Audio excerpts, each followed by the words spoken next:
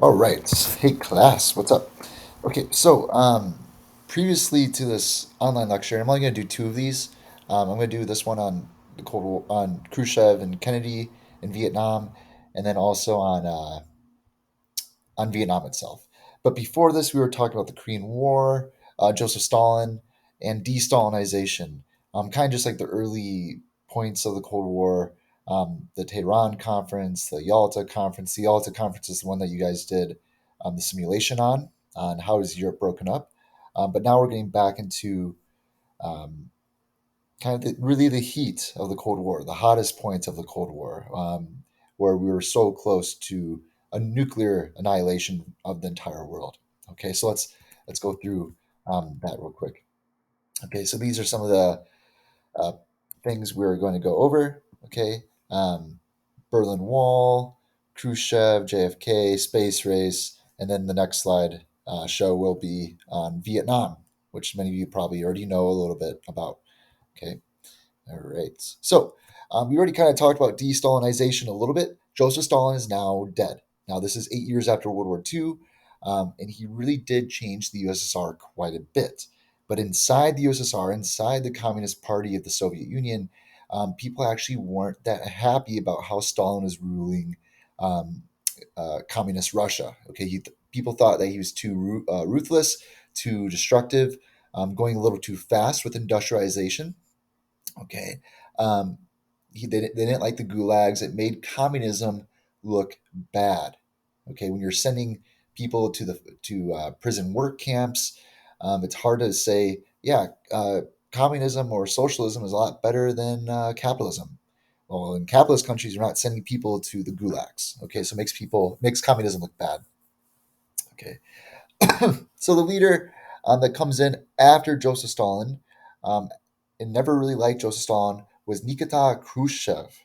Okay, Khrushchev was one of the leading members of the 20th Congress of the Communist Party, and even early on, right when Stalin was, I can't remember if he was about to die or is dead, he had a secret speech that basically said, "We are going to change the Soviet Union and get away from Stalinization, get away from Stalinist policies, and we're going to become a little bit more liberal or progressive." And I use that word very lightly, progressive, considering it's the communist party. Okay, so not really progressive to our standards, but progressive to theirs. Okay, again, after Stalin died, people thought, hey, is this the end of the Cold War? Stalin was pretty aggressive. With the new leadership, it might change. Okay, and that's not quite what happened. There wasn't a thaw of the Cold War. If anything, it actually became even a little bit more icier. Okay, um, you're going to see that, especially when JFK comes into the United States. But let's talk about how um, the Communist Party of Russia looked after Stalin. Okay, and Hungary is one of the best places to look at. Okay, so what happened? So again, if you remember, after World War II, Joseph Stalin wanted to make little Stalins in the eastern bloc of the Soviet of Europe. Okay, places like East Germany were now communist and had a leader who was very tied to Joseph Stalin. Hungary also as well. Now Hungary was led by a communist named Matthias Rákosi. Okay, Matthias Rákosi was considered to be a little Stalin. Okay, he was very connected to Joseph Stalin, very connected to Joseph Stalin's policies. Same with the Gulag, things like that as well. Um, but the Hungarian population thought that Rákosi's communism, his policies, were not in line with what the Hungarians needed. Okay, things like the secret police, the Warsaw Pact, not having free elections were not the Hungarian way. Okay, the Hungarians were not used to this type of um, politics. Okay, it's not Hungarian, and so there was a revolution led by Imre Nagy. Okay, Imre Nagy is the second man listed. He was the leader of this revolution to try overthrow Rákosi or Rakasi, excuse me, and And the interesting thing about this is Imre Nagy himself was actually a communist. Now, what kind of communist? He wasn't really tied to Joseph Stalin. Okay, he wasn't tied to Joseph Stalin's beliefs. He was much more of a reformed communist, and these three things are what he believed in, and these three things aligned with the Hungarian people. Um, Disband the secret police. You might have heard the KGB. If you said anything bad against the Soviet Union, you said anything bad against Rakasi, you'd be arrested, and people would never hear about you ever again. Okay. Um, Also, they didn't like the Warsaw Pact. If you remember, the Warsaw Pact was made um, in retaliation to NATO. Okay, they didn't like that. It's kind of like a forced alliance. They don't like that. And also they wanted election pluralism. Election pluralism essentially means that they want to vote for uh, who they want in office. It's free elections. Okay, the USSR was not about this. Well, let's move on to 1956. Imre Nagy actually is able to take office. He's now the president of Hungary.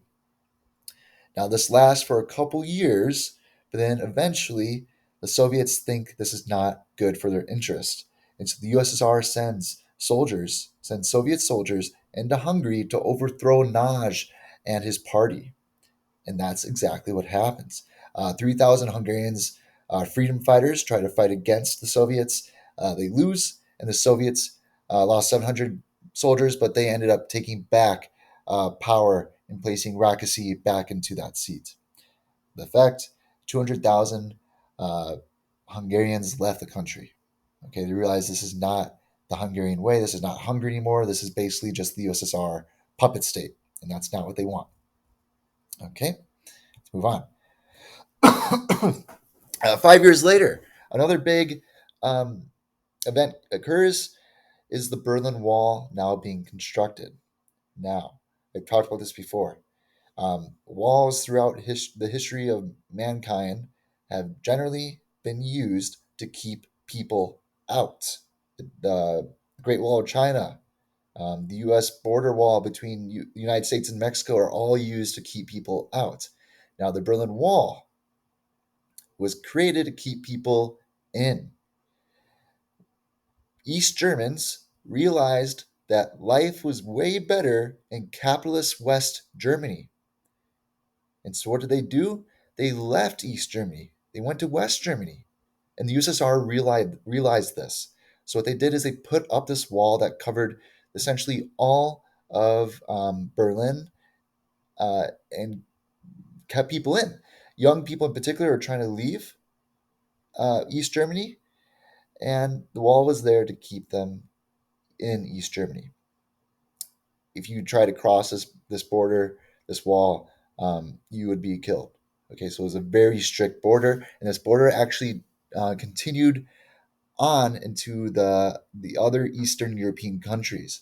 Because some people try to say, well, if I can't cross through Berlin, well, I'm going to go through Hungary and then cross that way.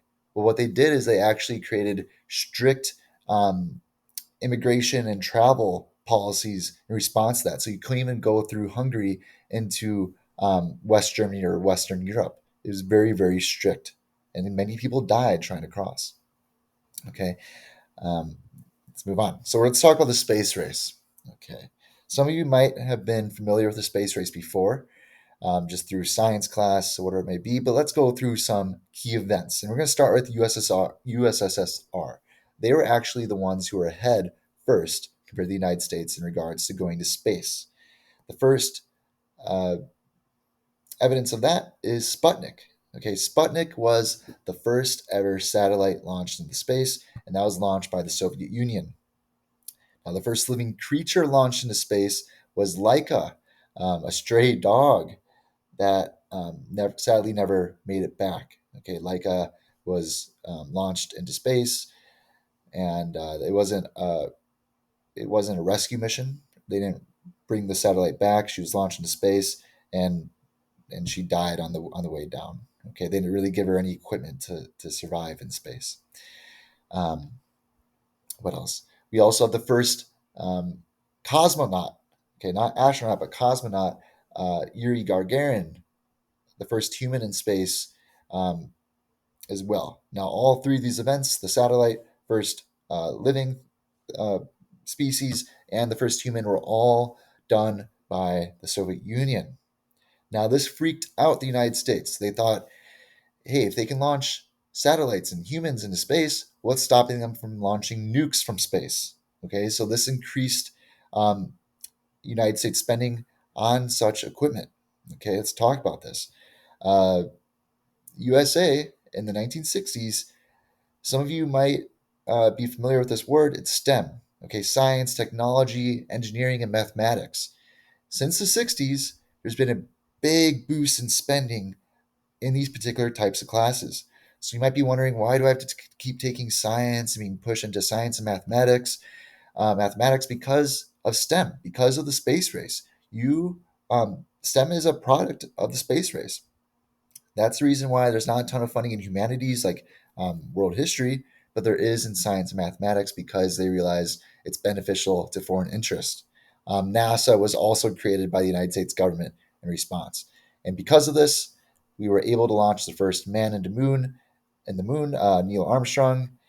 And some may say that we eventually caught up. And I think we did. Okay. So in the 1950s and 60s, there's a change in leadership. Okay, we have the World War II General Dwight D. Eisenhower, who led the United States in the 50s. And then we have the new leader, who some of you may know because he's from Boston, John F. Kennedy. Okay, now I'm only going to talk about one characteristic of Eisenhower and many characteristics of JFK, but I want to read this quote on the left. It says from Eisenhower: in the councils of government, we must guard against the acquisition of unwarranted influence, whether sought or unsought, by the military industrial complex. Now, I've talked about this briefly, I believe, with one of the classes. Um, but what is the military industrial complex?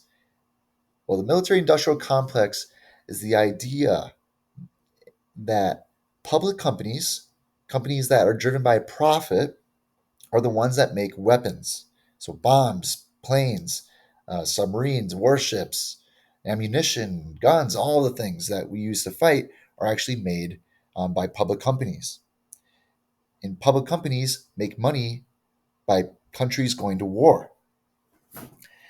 And so, what these companies will do is they'll lobby politicians, they'll pay politicians to actually be aggressive in foreign interests and wars so that they actually do go to war and therefore spend money through on these weapons. Okay, so these public companies are basically bribing politicians to go to war so they keep buying guns and putting money in those capitalist pockets. Okay, and Eisenhower is seeing this and he's warning us that we can't go to war just because we're getting lobbied to go to war by these companies that benefit from it. Okay.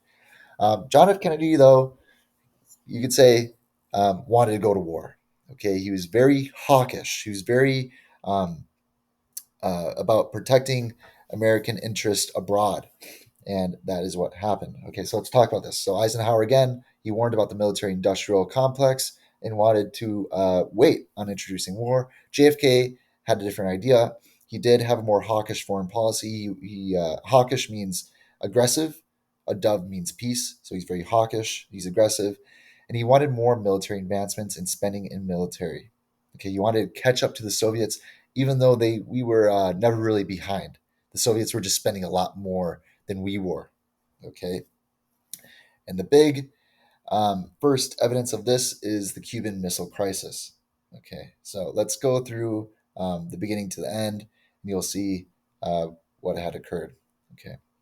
So in 1959, the first step of this, Fidel Castro, who was the leader of the Communist Party in Cuba, uh, overthrew the US backed conservative government in 1959. So now Cuba, which if you're not familiar, Cuba is right this island, Long Island right here, which is about only, I think it's hundreds of miles, not like a couple hundred miles away from Miami, is now communist. Now, obviously, if you're American, that freaks you out. Okay, you don't want communists anywhere near you, but now there is. Okay, and JFK realized this is dangerous. So in 1961, he he and the CIA were able to group up Cuban exiles, so Cubans who weren't happy with Fidel Castro and left Cuba. The CIA grouped them up, made them basically soldiers, paid soldiers, and sent them into a northern port of Cuba called Bay of Pigs. And so basically, the United States organized a war to try to overthrow Fidel Castro with Cuban exiles. Now, the United States underestimated the power of Cuba, and those Cuban exiles that were sent to Cuba got destroyed. Okay, they got their butts whooped. Okay, it wasn't anywhere close to them having a victory. Okay, and Cuba realized from the beginning that this is from the United States. The United States organized this, and it made JFK and the United States look terrible. Okay, we organized a war against a neighboring country. Okay, made us look like the bad guys. Um, and so the United States kind of had to scale back their foreign interests for a little bit until 1962, though. 1962, let me go to the next slide. In 1962, U-2 spy planes from the United States spotted missile warheads in Cuba. Okay, these warheads were nuclear warheads that had the potential of blowing up major cities in the United States, such as Boston, New York, Chicago, whatever it may be, Miami as well. Okay. And after they realized this, JFK sent warships to create a blockade around Cuba to stop the shipment of nuclear weapons to Cuba. Now, the thing is, um, if you create a blockade, that is um, aggression. That is seen as a war. If you create a blockade, that's war. And so the Soviet Union had every right, if they wanted to fight back, because this is seen as the first aggressor of having a blockade. Now, thankfully, the Soviet Union decided to not um, see this see this event and retaliate, but they did eventually remove their weapons um, from Cuba. Only after, now this is where it gets a little tricky. Only after JFK and the United States removed their nuclear weapons from neighboring Turkey. So this is what people don't really understand about the Cuban Missile Crisis. United States actually had nuclear weapons aimed at Soviet Union in Turkey. And so we were kind of the first aggressors. So the USSR, in retaliation to the nukes in Turkey, decided to put nukes in Cuba. Now, after the United States said, okay, we'll take back our nukes out of Turkey, USSR said, okay, we'll take our nukes out of Cuba. So that's really kind of what went down. Very scary times. These scary times led to the idea of MAD or madness. MAD stands for mutually assured destruction. What does that mean? It means that if, let's say, the United States sent a nuke into the USSR, well, the USSR is going to send nukes back. And the launching of nukes back and forth is essentially going to destroy the world. So people were anxious that war could happen any second and that the world would essentially die, that humans would die out because of nuclear destruction or mad. So a very scary time. Okay. This is all we're going to talk about for today's video. Please take notes on this. Okay, we have an AP test coming up. Um, we're only going to have 2 videos of these lectures, so please, please, please take notes and try to have this information ready for when we get back on Monday. Okay, and we're going to talk about decolonization tomorrow. Okay, all right. Let me stop sharing. Boom.